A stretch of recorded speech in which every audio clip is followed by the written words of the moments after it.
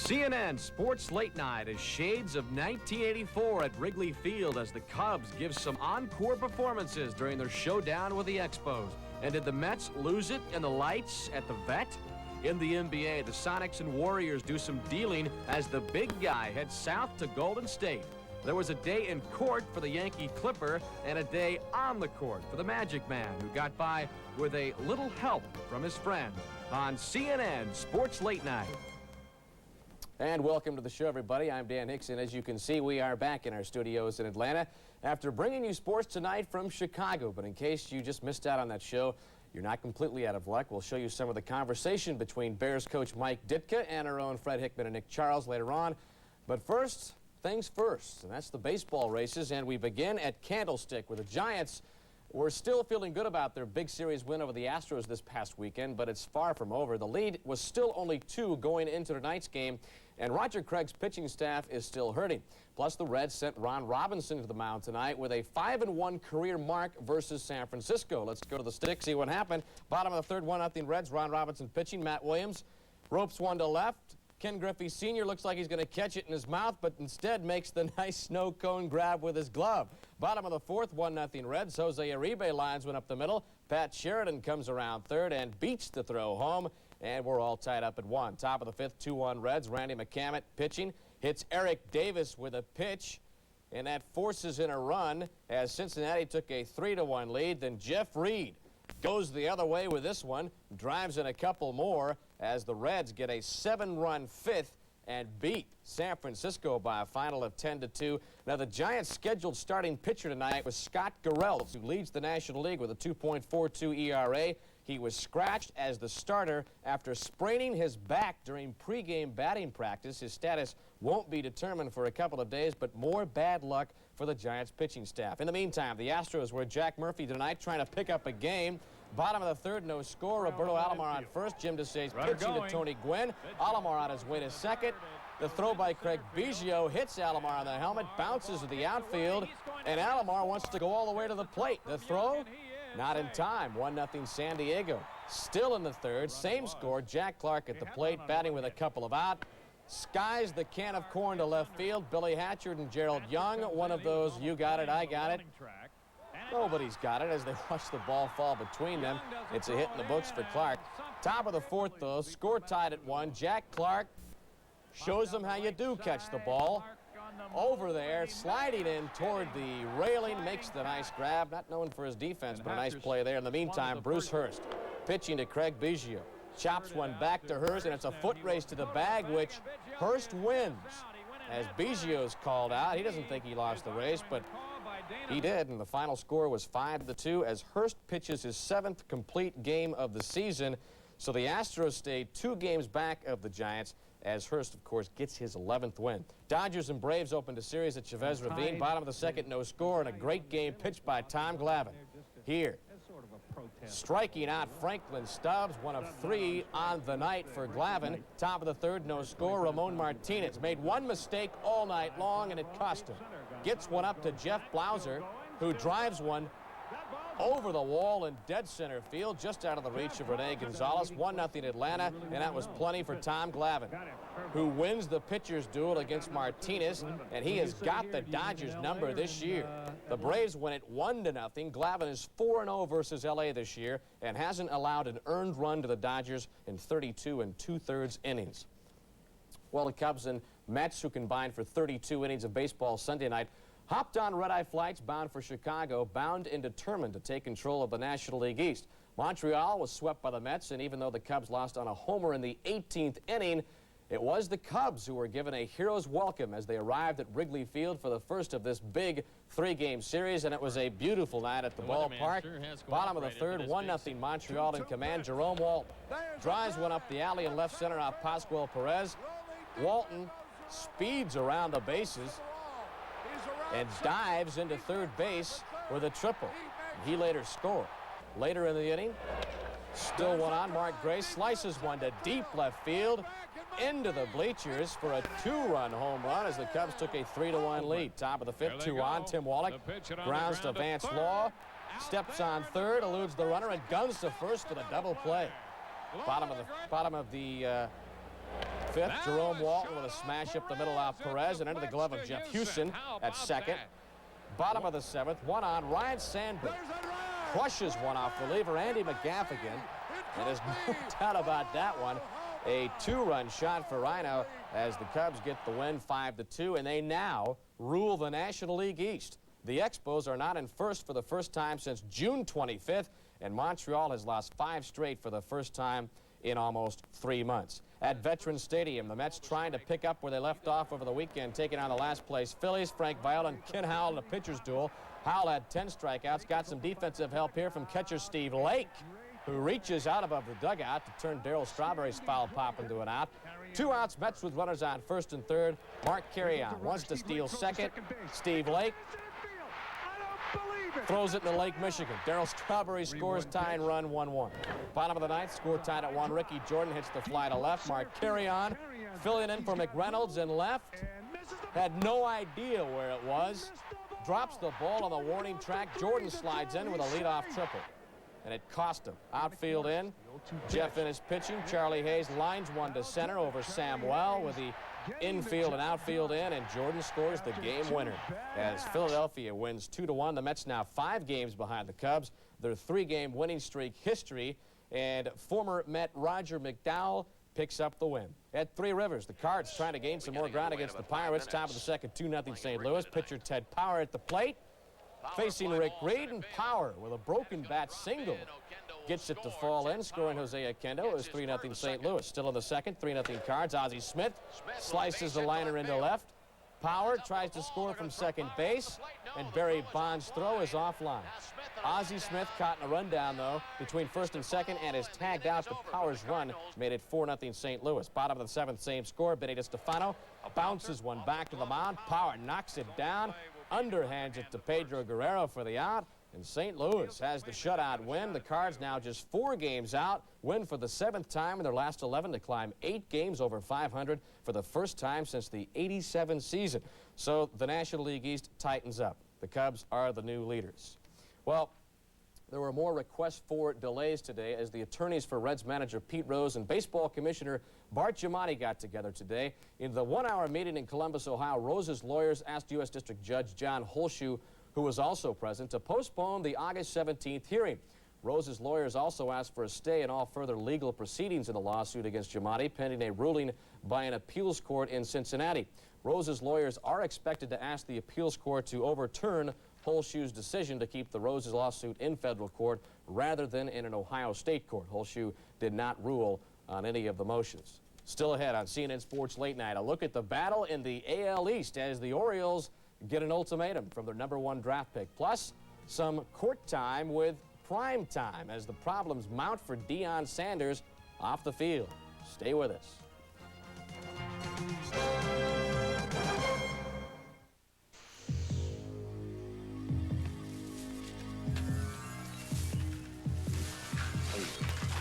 Whoa!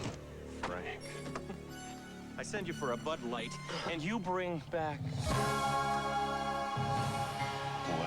If you want the one light that outshines them all, ask for Bud Light. So, there are no men here, there's an unlimited supply of Bud Light, and we can never leave.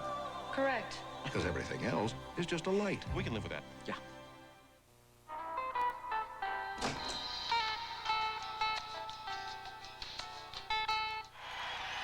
No one expected this. Tie score with less than a minute.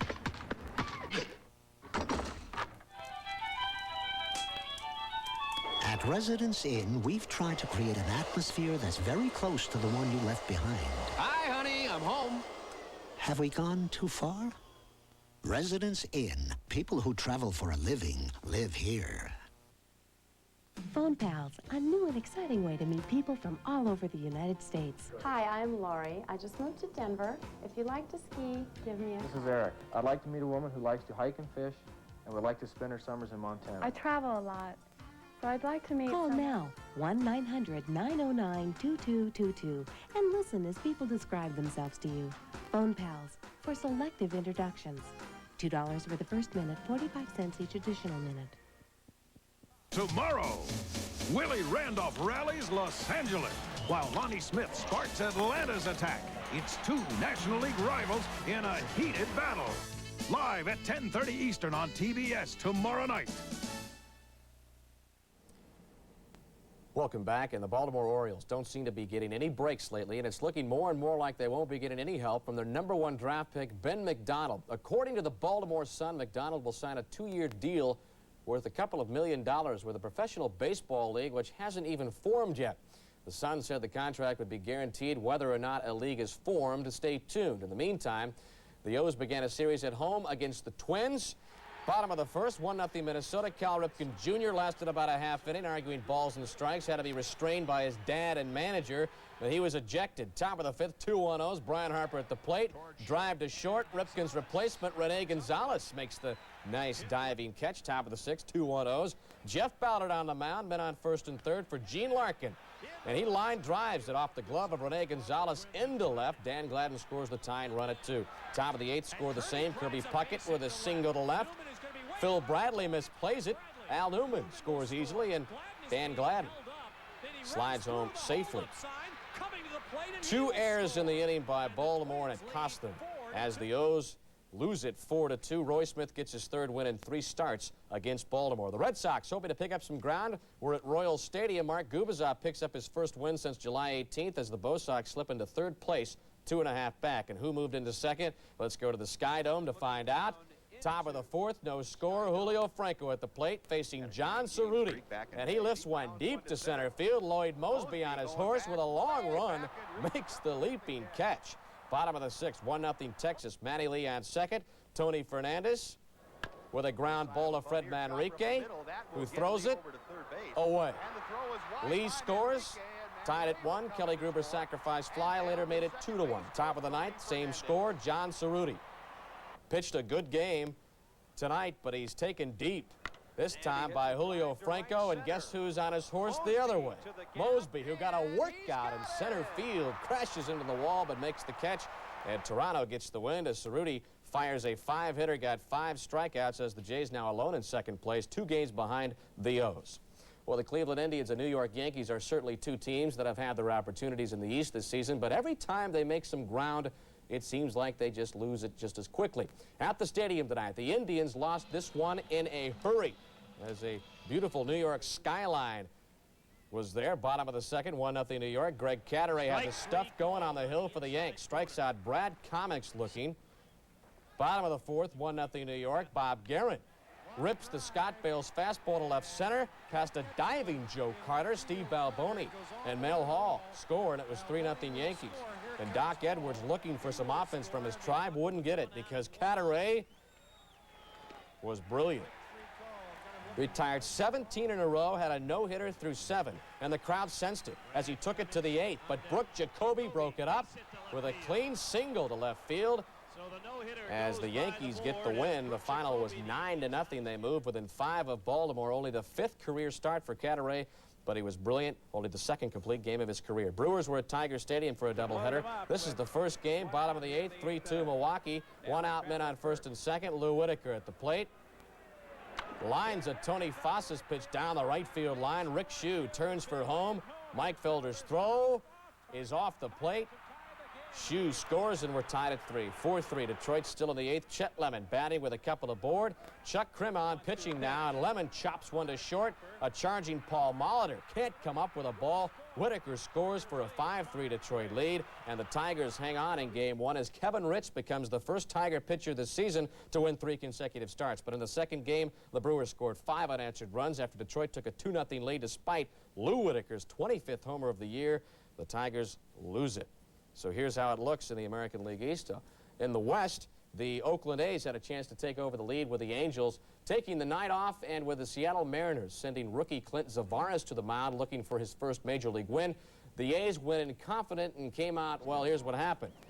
There he is, the rookie Zavares on the mound, strikes out 3 of the first 6 batters he faces, including a befuddled Carney Lansford. Bottom of the 1st, Bob Welch working the mound, tries to pick off Jeffrey Leonard, hits Leonard in the helmet, ricochets into left. Alvin Davis scores, and it was 2-0 Seattle. 3-0 Seattle on top when Jose Canseco comes up and drills this shot to the gap in right center field. But watch Canseco as he comes into 2nd, pulls up lame, had to leave the ball game. Later advanced to third, but was pulled because of a quadricep muscle pull as Seattle gets the win 5-1. Zavaris gets his first Major League win and just his third start as the A's dropped a full game back of California. And with the games of the night complete, we give you our stars of the night to see who is shining the brightest tonight. And for that, we go back to Yankee Stadium, where Latenight, remember him, acquired by New York in that Rickey Henderson trade with Oakland, gets his first Major League shutout and complete game as he had the no-hitter through 7, and Latenight finished up with a 2-hitter tonight. He is just one of our stars tonight as we take a look at the rest of the stars. And as mentioned, Tom Glavine, what a job he's done on the Dodgers this season. There are the numbers for him tonight. Jim Eisenreich of the Royals had a good game at the plate, as did the Yankees' Roberto Kelly, 3 for 4, a couple of RBIs. Milwaukee's Glenn Braggs, 2 for 4, had a home run, also a couple of runs batted in. And couldn't forget one of the first-place Cubs, Ryan Sandberg, had a home run and a 2 for 4 performance at the plate. Well, it's looking more and more like Dion Sanders may be back in football, at least if his problems in the Yankees farm system continue. Sunday night, Sanders was charged with assault after allegedly attacking a couple of fans who had been heckling him during a game in Richmond, Virginia. Primetime was freed on $5,000 bond, and the case continued today when Sanders was told he must appear back in court August 17th to face the charges. Sanders' manager, Bucky Dent, who said team disciplinary actions are pending against the unsigned NFL first-rounder, says he is still trying to find out what exactly happened. No, I'm not going to make a statement until I talk to New York, and we'll deal with that later on this afternoon. But right now, it's, you know, we're just taking care of business right here. Things have been tough for Sanders on the field as well. He was booed in each of his bats on Sunday night, gesturing to the fans to keep their boos coming. He's been struggling at the plate, batting only 150, but he did crack a game-winning homer tonight. Well, when we come back, our special interview with Bears coach Mike Ditka as he spoke live on our special Sports Tonight show from Chicago. Plus, later on in the show, some slamming and jamming in the Midsummer Night's Magic game. And guess who is back in action? We'll show you after this. When that first warning itch of athlete's foot strikes, you want to stop that itch in seconds. Not even the leading remedy says it can do that. But Absorbine Jr. can. Absorbine Jr. also kills athlete's foot fungus on contact. So when that first warning itch of athlete's foot strikes, why wait 24 hours for relief when Absorbine Jr. can stop that itch in seconds? Absorbine Jr. can do that. It really can. What did she get me? This isn't my regular Raisin Bran. Raisin Nut Bran? What's Raisin Nut Bran? It's got raisins covered in nuts. Raisin nuts. Oh boy, I like raisin nuts. Now I'll have to tell her I like Raisin Nut Bran. Okay, I like it. I knew it, she's gloating. Raisin Nut Bran, 1 bowl, and you'll be ours. What in the world's going on this morning? Good morning, and welcome to CNN's Early Bird News. This morning's top CNN's Early Bird News at 5:30 Eastern, weekday mornings. Welcome back in NBA news now from the West Coast, where it appears the deal which will send forward center Alton Lister from the Seattle Supersonics to the Golden State Warriors has been completed. The team told CNN Sports Tonight that they have indeed made the deal. In return, the Sonics will receive a #1 draft pick next season. Lister signed a 4-year deal with the Sonics at the start of the '87 season. He was a first-round draft pick by Milwaukee in '81, where he became the Bucks' all-time shot blocker. And in NFL news, the Denver Broncos continue to be hit with injuries after running back Tony Dorsett, of course, ended his season and maybe his career with a knee injury last Thursday. 2 more starters and another vying for a starting job are now out of action. Starting center Bill Bryan's knee injury was described by Coach Dan Reeves today as pretty bad. And starting cornerback Mark Haynes, who was originally thought to have bruised his back on Saturday, was diagnosed with a fractured transverse process today. Also, defensive lineman Kevin Brooks, acquired last month by the Broncos in that trade with Dallas, injured his left knee, and if that wasn't enough, backup wide receiver Anthony Stafford suffered a shoulder injury.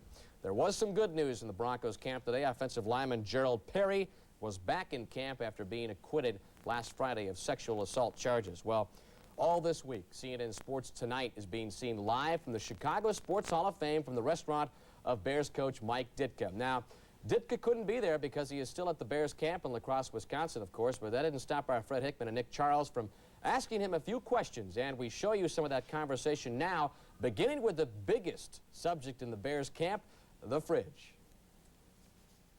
I think he's going to play defense, that's for sure. You know, that's the first concern.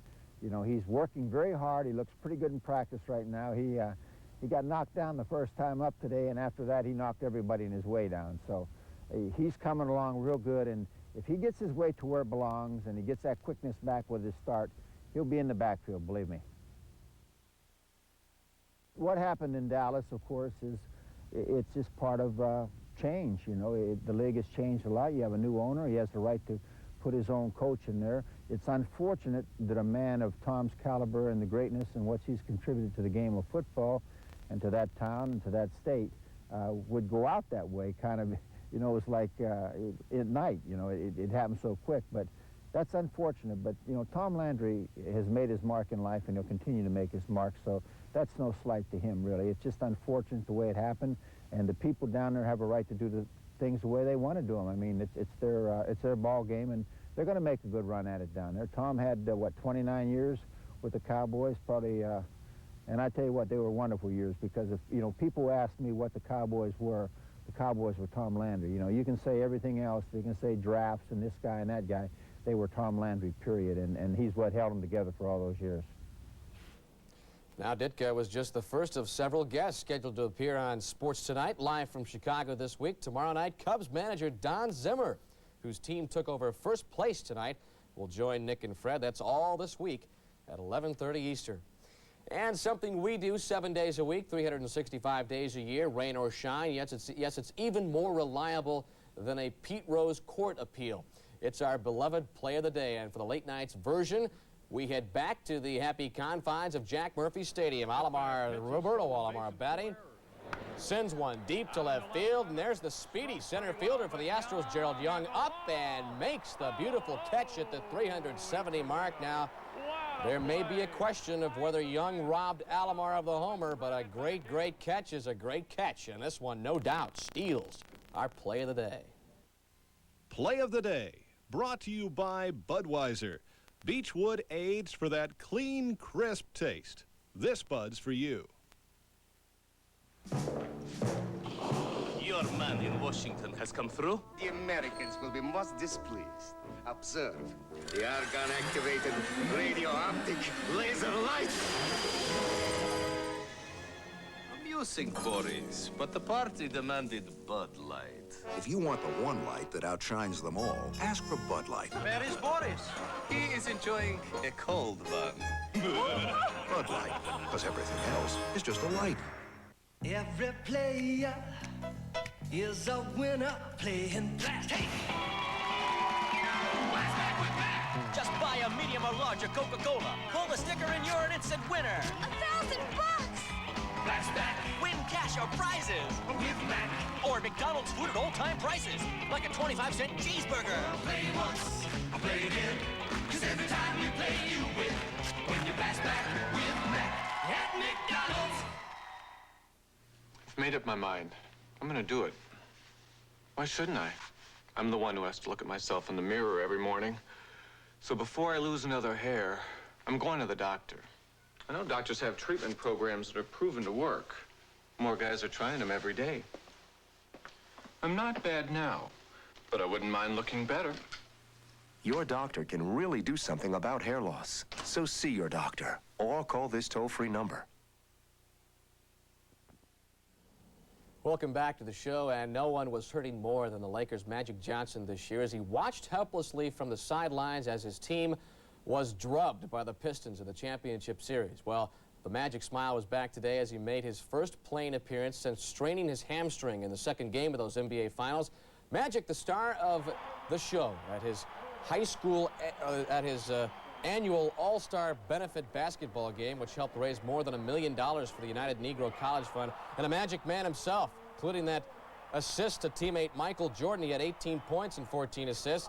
Magic's team beat the Blue Squad 189 to 176. Dominique Wilkins of the Hawks led the blue team with 31 points, but the big reason why the white team won, well, that guy, a game-high 49 points for Michael Jordan, also had 14 assists as he helped Magic become a winner for the first time in his 4 benefit games.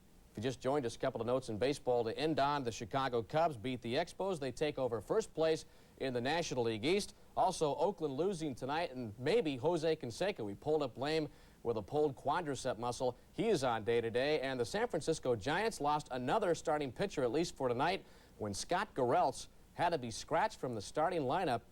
He sprained his back during a pre-game batting practice. So the Giants' luck continues, bad luck as far as the pitching goes. That's going to do it for our time on CNN Sports Late Night. I'll see you tomorrow night. Right now, the news continues.